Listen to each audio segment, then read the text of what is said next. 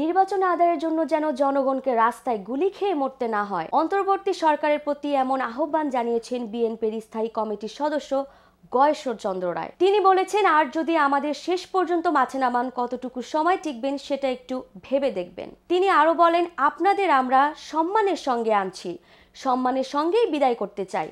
আপনারা দায়িত্বটা পালন করেন, আর যদি আমাদের শেষ পর্যন্ত মাঠে নামান কতটুকু সময় টিকবেন সেটা একটু ভেবে দেখবেন। রোববার জাতীয় প্রেস ক্লাবে এক আলোচনা সভায় গয়েশ্বর চন্দ্র রায় কথা বলেন। গয়েশ্বর চন্দ্র বলেন, এই সরকার গণতন্ত্রের বিরুদ্ধে দাঁড়ালে তাদের নিজ পক্ষে অবস্থান নিতে হবে। তিনি নির্বাচন চান এবং রাজনীতিবিদদের মধ্যে সংস্কারের ইতিবাচক মনোভাবের কথা উল্লেখ করেন। তিনি 31 দফা সংস্কারের কথা উল্লেখ করে নির্বাচন কমিশনের প্রতি দ্রুত পদক্ষেপ নেওয়ার আহ্বান জানান। গয়েশ্বর চন্দ্র রায় আশা প্রকাশ করে বলেন, জনগণের ধৈর্যের বাঁধ ভাঙার আগে অন্তর্বর্তী সরকার নির্বাচনে উদ্যোগ নেবে। নির্বাচনে জনগণই ফয়সালা করবে এবং তিনি জনগণের রায়ে কোনো আপত্তি করবেন না। আশাবাদ ব্যক্ত করে গয়েশ্বর চন্দ্র রায় বলেন, আমাদের ধৈর্যের বাঁধ ভাঙার আগে অন্তর্বর্তী সরকার যথাযথভাবে নির্বাচনের উদ্যোগ গ্রহণ করবে। নির্বাচনের মাধ্যমে ফয়সালা হয়ে যাবে জনগণ কাকে ক্ষমতা দেবে।